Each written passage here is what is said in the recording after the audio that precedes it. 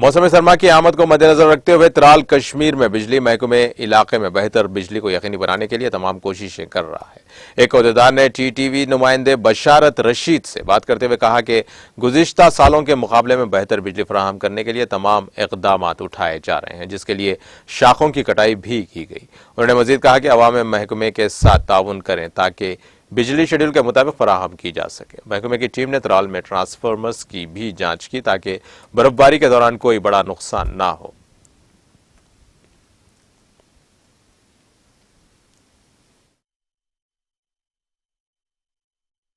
Department ने पिछले 2-3-4 साल से एक ऐसी तरीके से अपने सिस्टम को यहाँ पे मॉडिफाई किया है।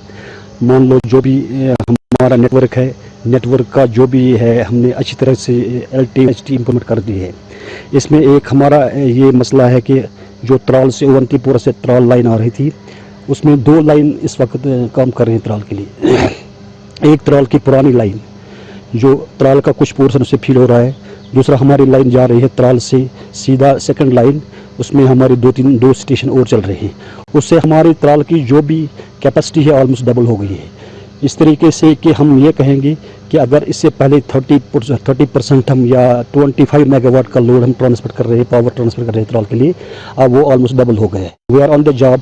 हमारे पास जो भी व्यवस्था के ट्रांसफार्मर उनको हमने रेडी करके रखा है ताकि यहाँ पे अगर कोई खुदा न खास्ता कोई ट्रांसफार्मर डैमेज हो जाए, we will replace the same transformer within period of 24 hours.